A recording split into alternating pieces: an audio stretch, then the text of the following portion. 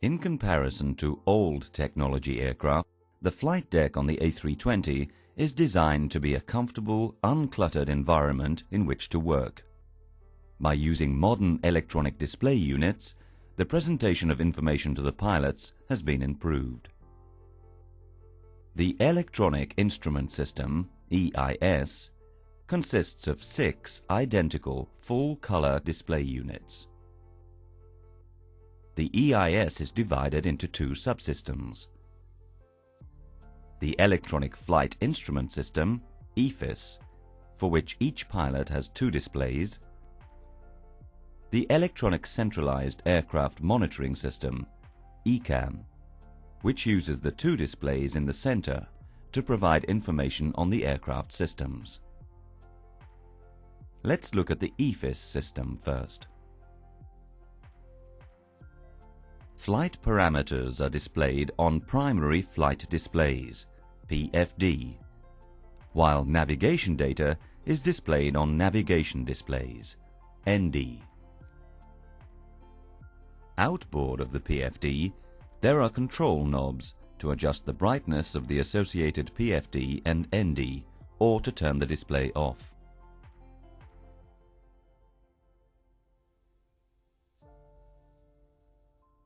A switch is provided to allow the information on the PFD and ND displays to be transferred. The use of this switch will be explained in the EIS reconfiguration module.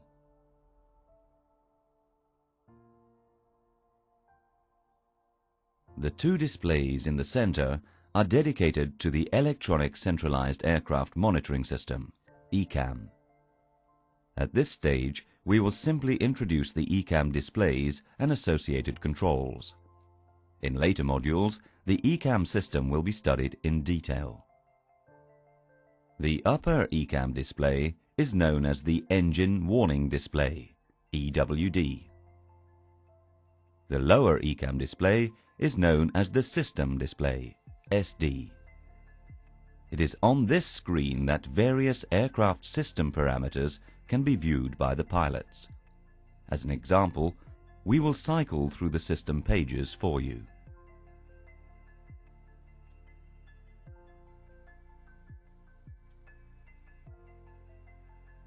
The presentation of system information is based on a need-to-know philosophy.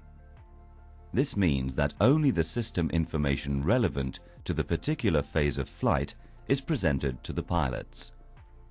You will see this demonstrated in the normal and abnormal operation modules. Another philosophy that is used on the flight deck is the lights out configuration. What this means is that when the aircraft is in its normal flight state, there will be no white lights illuminated in any of the switches on the overhead panel. As an example, just before takeoff, if you look up at the overhead panel, there should be no white lights illuminated on any of the switches. Let's look at some switches and show the different possibilities. For the majority of the switches on the overhead panel, the push-button switch logic is normal operation configuration, no light showing, the lights out philosophy. Abnormal condition, amber fault light. This assists identification of the switch associated with an abnormal condition. White light. If normally the system should be operating and is deactivated, a white off light is illuminated. If normally the system should not be operating and is activated, a white on light is illuminated. There are some switches on the overhead panel which are used on a temporary basis or may have an indication of their state. The logic is temporary selection for operational reasons, blue on light, for example anti-ice. Applicable system status, green light, for example APU available. You will see this philosophy demonstrated throughout the course. Below the ECAM displays, on the center pedestal, is the ECAM control panel. The two controls on the left-hand side are to adjust the brightness of the two ECAM screens or to turn them off. We will look at the rest of the controls on this panel in more detail later. Just below the ECAM screens, on the pedestal, is a switching panel for use in abnormal situations, to restore data to the EFIS and ECAM displays. You will use this panel in the EIS reconfiguration module. In front of each pilot, there are two attention getters, a red master warning and an amber master caution. As a further means of getting the pilot's attention, there is a loudspeaker on each side of the cockpit for oral alerts and voice messages. Note: the loudspeakers can also be used to listen to ATC and the intercom. Now let's go back to the EFIS system. For the EFIS displays, data from the Air Data and Inertial Reference System, ADIRS, plus navigation data from the Flight Management and Guidance System, FMGS, is fed directly to three display management computers, DMC. The three identical DMCs process the data and generate the images to be displayed. In normal operation, DMC1 supplies EFIS information to the captain's PFD and ND, DMC2 supplies the first officer's PFD and ND, DMC3 is available as a backup. You will see the use of DMC3 in the Abnormal Operation module. Now let's look at the other EIS subsystem, ECAM, and how the ECAM displays get their data. Sensors are fitted throughout the aircraft to monitor the various systems, including system controls operated on the flight deck. Data for certain parameters, for example fuel quantity and primary engine indications, is routed directly from the system sensors to the three DMCs. Note that there are separate channels within each DMC for ECAM and EFIS. For the majority of the systems, the sensors supply data to two System Data Acquisition Concentrators, STAC. The stacks acquire system data, process it, and send some of it as system page data to the three DMCs. Normally, DMC1 supplies the engine warning display. DMC2 supplies the system display. DMC3 is available as a backup. Two identical flight warning computers, FWC, receive data from the aircraft system sensors to generate red warnings, the stacks to generate amber cautions. The FWCs then supply the DMCs for the display of alert messages, the attention getters, the loudspeakers for oral alerts and synthetic voice messages. All the components shown can be collectively called the ECAM system. We will study the use of the ECAM system in a separate module. In addition to EFIS and ECAM, time measurement devices are provided. The master time reference for all aircraft systems is provided by a clock, located on the right lower side of the main panel. In this example, the time is 13:28. The time is also displayed at the bottom of the system display. Adjustment of the time is achieved by using the Universal Time Coordinated UTC selector and the Set knob. You will have the opportunity to do this in the simulator. The Set knob can also be pressed to display date information in the order month, then day. In this example, the date is July the 4th. There are chronograph and elapsed time ET facilities on the clock. These functions will be covered later. In this module, we have introduced you to the Electronic Instrument System, with its two subsections, EFIS and ECAM, and the clock. In the next modules, we will concentrate mainly on the ECAM system, and then, later in the course, return to look at the EFIS displays in greater detail. The ECAM system keeps a watchful eye on all of the aircraft systems, monitoring them for any abnormal states. If something abnormal is detected, ECAM will alert the pilots and provide an electronic procedure to help handle the abnormality.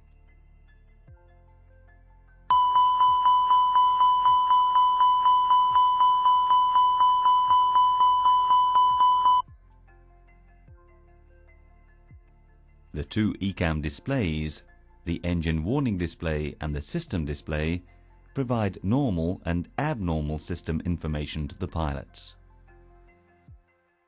Color coding is used on the ECAM screens for clarity and to aid identification of abnormal parameters. The main colors used are white, blue, green, amber, red. During the course, you will become familiar with the use of this color coding. Let's start with the last three, green, amber and red, which are the most important. Green color coding is used to indicate a normal condition. Notice that on the engine warning display and the system display shown, all indications are normal. Amber color coding is reserved for abnormal indications that require crew awareness, but not immediate crew action. Notice on the engine warning display the amber failure message, and on the system display the amber indications. Red color coding is reserved for serious parameter exceedance and warnings that require immediate crew action. Notice the red warning message on the engine warning display. Let's now look at the two ECAM displays in a little more detail. The engine warning display is divided into two main parts, the upper area and the lower area. The upper area is used for the main engine parameters, fuel on board, FOB, and slat flap position indications. They will be discussed in the appropriate system modules. Under normal conditions, the lower part of the engine warning display is used to display memos. In the example shown, the memos indicate that the seat belt and no smoking signs are switched on and that the APU is available for use. If failures occur, warning caution messages are displayed in place of the memos. In the example shown, there is an amber caution message with a series of blue action items. These action items are your electronic procedure to follow in order to respond to the particular abnormal situation. The system display is used to display particular system information. In the example shown, the cruise page is displayed. This is the page normally seen for the majority of the time that the aircraft is airborne. Information that is useful during flight from several systems is displayed. The individual indications will be covered in the appropriate system modules. The system display can also be used to display synoptic diagrams of the aircraft systems. In the example shown, the hydraulic system page has been called. You will see later how these system pages are called either manually or automatically. An aircraft status page may be displayed on the system display to check the state of the aircraft. A normal message is displayed to indicate that the aircraft state is normal and that there are no inoperative systems. Let's see what the status page looks like when things are not normal, for example, following a system failure. The information displayed on the status page will vary depending on the failure, but, as an example, can include limitations, approach procedures including actions and corrections, information, inoperative systems. The area at the bottom of any system display contains permanent data: total air temperature, TAT, static air temperature, SAT, time, gross weight, GW. Under normal conditions, the ECAM system provides the pilots with the information that they need to know for the particular phase of flight, no more, no less. As an example, during approach, when the landing gear is extended, the ECAM wheel system page is automatically displayed. The ECAM system divides the various stages of a flight into phases, from initial electrical power up until after engine shutdown.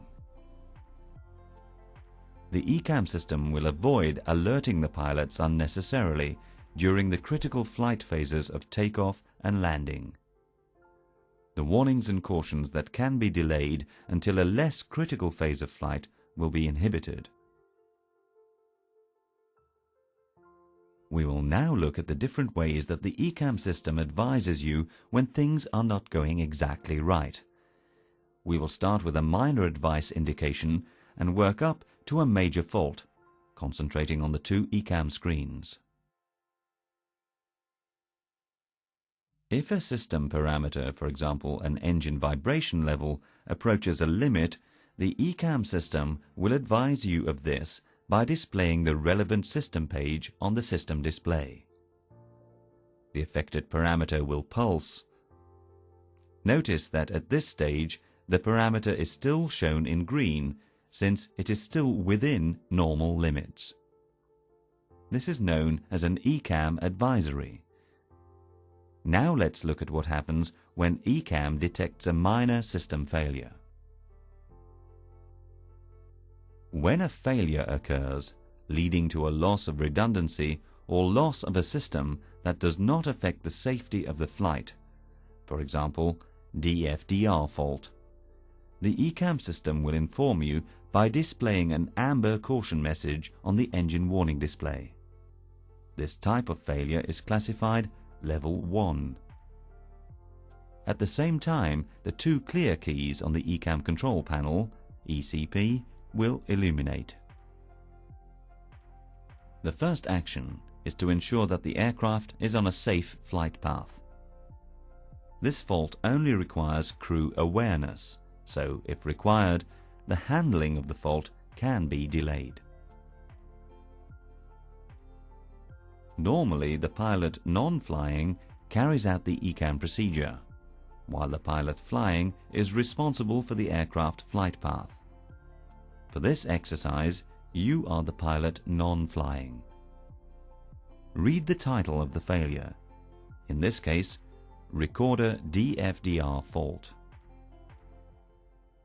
In this case, there are no actions required, so after confirmation from the pilot flying, the caution message can be cleared by pressing one of the clear keys on the ECP. As a result of pressing either clear key, the caution message has been cleared from the engine warning display, and the status page is displayed automatically. In this example, you can see that the inoperative system is the DFDR. On the ECP, the status key is illuminated along with the two clear keys. When safe to do so, the status page is reviewed by both pilots. After confirmation from the pilot flying, the status page is cleared by pressing either of the status keys or one of the clear keys. Notice that on the engine warning display there is a boxed status caption to tell you that there is information on the status page. On the ECP, there are no lights. The ECAM actions for the DFDR fault are complete. We will now look at what happens when a slightly more serious fault is detected by ECAM. The fault that we will use is an overheat of the blue hydraulic system reservoir. We will concentrate on the use of the ECAM system, how it alerts you, and how it helps you to deal with the fault. The hydraulic indications themselves will be covered in the appropriate modules. When the fault occurs, the ECAM system alerts the crew orally and visually. You will hear a single chime and see the master caution lights. To cancel the master caution lights and reset the alerting system, one of the master caution push buttons must be pressed. The master caution lights are extinguished and the alerting system is reset. The first priority is always to ensure the safe flight path of the aircraft before dealing with the fault. The master caution means that the abnormal situation needs crew awareness, but not immediate action. This failure, which hasn't any direct consequence on flight safety, is classified Level 2. The indications are a failure message on the engine warning display, the system Synoptic associated with the fault is automatically displayed on the system display, the clear keys on the ECP light up. Let's study the details on the engine warning display first. The system title is underlined, in this case hydraulics, and the fault is shown alongside, blue reservoir overheat. Notice that abbreviations are used. Notice the amber overheat message on the system display. This abnormal indication is displayed where the failure has occurred on the Synoptic system. The pilot flying will ask you to perform the ECAM actions. In this example, there is a blue action line on the engine warning display telling you to switch off the blue electrical pump. Now let's check the overhead panel. On the overhead panel, an amber fault light has illuminated on the hydraulic control panel. The fault light on the hydraulic panel helps you to locate the switch to be operated. We will carry out the action for you.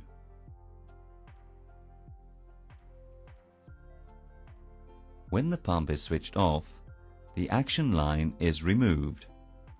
The blue hydraulic system depressurizes, as shown on the hydraulic page by the amber indications. The ECAM system detects the drop in pressure and generates a further alert. You hear the chime and see the master caution lights. There is now a new abnormal message on the engine warning display. Blue system low pressure. The message is boxed to indicate that the loss of the blue hydraulic system is classed as a primary failure that will affect other systems. The systems affected are shown on the right of the engine warning display as starred items called secondary failures. In this example, the primary failure of the blue hydraulic system has caused a secondary failure of flight controls. After review and confirmation from the pilot flying, the hydraulic failure message on the engine warning display can be cleared. Notice that normal memos have returned on the left side of the engine warning display. The ECAM Flight Control System page is displayed on the system display, which corresponds to the secondary failure item on the engine warning display. On the ECAM Flight Control page, notice that the controls affected by the loss of the blue hydraulic system have amber indications. These indications will be discussed in the hydraulic and flight control modules. After review and confirmation from the pilot flying, the flight control secondary failure message can be cleared. Notice that the secondary failure indication on the engine warning display has been removed. The status page is now displayed containing several pieces of information. The first area gives procedures to be applied for landing and other information. The second area gives information about inoperative systems following the blue hydraulic failure. You will study the procedures in the appropriate system lessons. The status page is reviewed by both pilots. After confirmation from the pilot flying, the status page can be cleared. The ECAM actions for a blue hydraulic reservoir overheat are complete. Notice that the status reminder is displayed at the bottom of the engine warning display, reminding you that there is information on the status page. This is important when approach procedures have to be applied. If it contains information, the ECAM system automatically recalls the status page during the approach phase when the slats are extended. This is done if there are any items affecting the approach and landing. You can see that in the example shown, there is a landing distance procedure to be applied. You will see how these approach procedures are applied later in the training. The status page is cleared and the cruise page is displayed. So far, we have looked at how the ECAM system advises you of minor failures. We will now look at what happens when there is a serious failure that requires immediate action.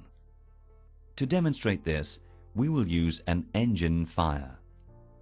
As before, we will not concentrate on the system failure, but on ECAM indications and procedures. This kind of failure is classified Level 3. Be ready to cancel the warning by pressing a master warning push-button switch.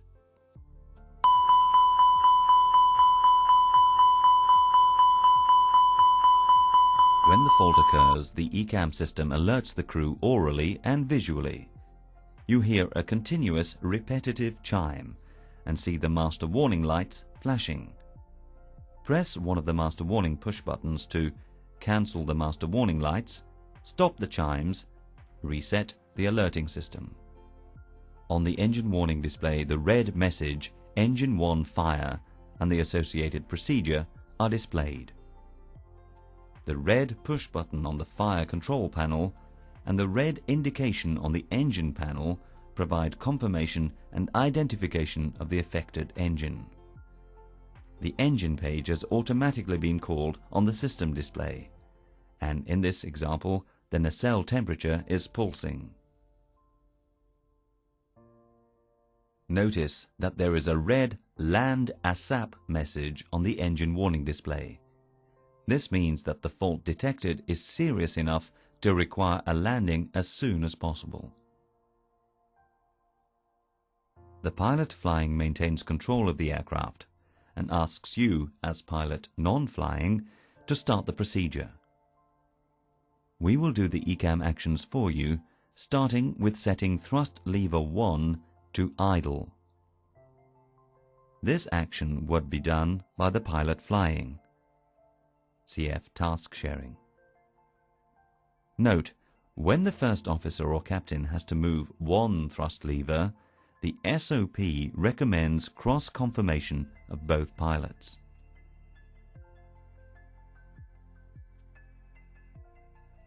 The second action to be performed by the pilot non-flying, after confirmation by the pilot flying, is to switch engine 1 off, as written on the ECAM procedure. We will do it for you.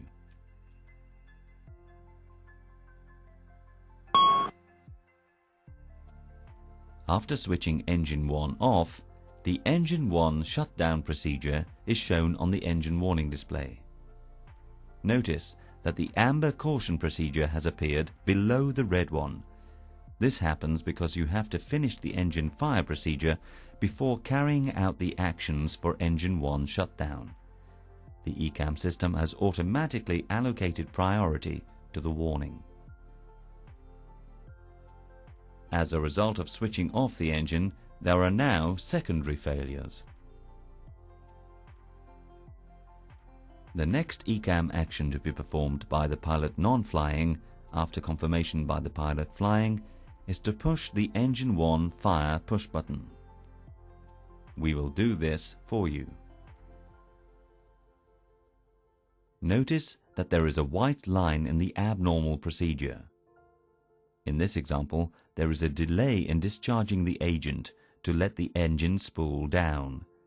We have paused the countdown at 10 seconds. When the countdown is complete, a blue action line appears, telling you to discharge the first fire bottle. We will do this for you. The next action line is for the pilot flying to notify ATC, Air Traffic Control. Since the ECAM system cannot tell when you are talking, there is no feedback, so this line will not disappear. Notice that we still have a red fire indication, which means that the fire is not extinguished.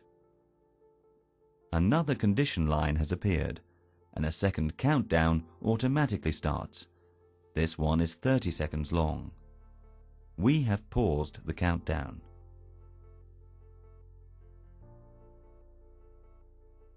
Agent 1 managed to extinguish the fire.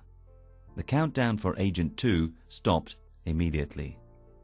Notice that the engine fire procedure on the ECAM disappeared. This means the fire is out. The local warnings on the fire control panel and the engine master panel are no longer illuminated, confirming that the fire is out.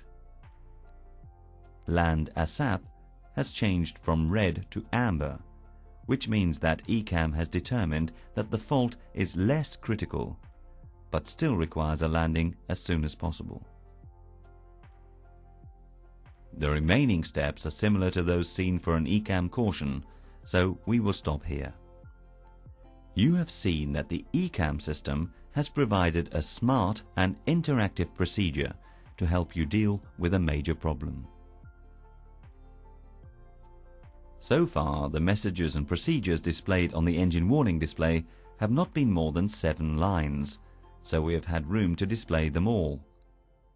Let's look at how ECAM copes with a long procedure.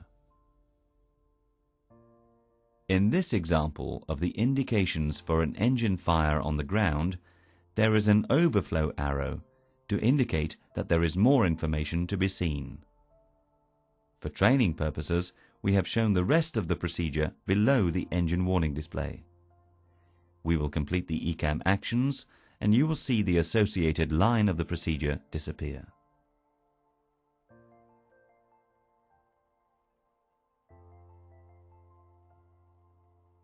As actions are completed, the rest of the information will be displayed, and the overflow arrow will be removed. On the status page, an overflow arrow also indicates that there is further information to be seen on a second page. By pressing a clear key, the next page can be displayed. The second page of status information is displayed. Notice that the list of inoperative systems has not changed, and that there is still an overflow arrow. The last page of inoperative systems is displayed, and the overflow arrow is removed. If you want to display the first status page again, the status key can be pressed. We're now back at the first status page again. You will have the opportunity to practice moving between status pages in the simulator, so we will stop here. To summarize, initially you see all the information on the left side of the status page, and then all the inoperative systems on the right. To complete this module, let's briefly look at ECAM Priority. For this demonstration, we will only use the bottom part of the engine warning display, and we assume the engine 1 fire procedure is complete. You are partly through the engine 1 fire procedure when ECAM detects another failure. The low priority recorder DFDR fault has appeared below the higher priority engine 1 fire and engine 1 shutdown procedures. Unfortunately, it is one of those days and another failure occurs. The autopilot off warning has appeared above the engine 1 fire procedure. ECAM has automatically assigned priority to the autopilot off message because the first priority is always to fly the aircraft. The low priority recorder DFDR fault is now off the screen. You are advised that the fault is there by the unstarred recorder text in the right-hand column of the engine warning display and the green overflow arrow. We will clear the auto-flight autopilot off warning for you. The recorder DFDR fault message is back at the bottom of the engine warning display, and the recorder text has been removed from the right-hand column. In this module, we have discussed the ECAM system. You have seen the various failure levels and how the ECAM system alerts, indicates, and helps you deal with a failure. Throughout the ground school course and during your simulator sessions, you will have the opportunity to practice ECAM procedures.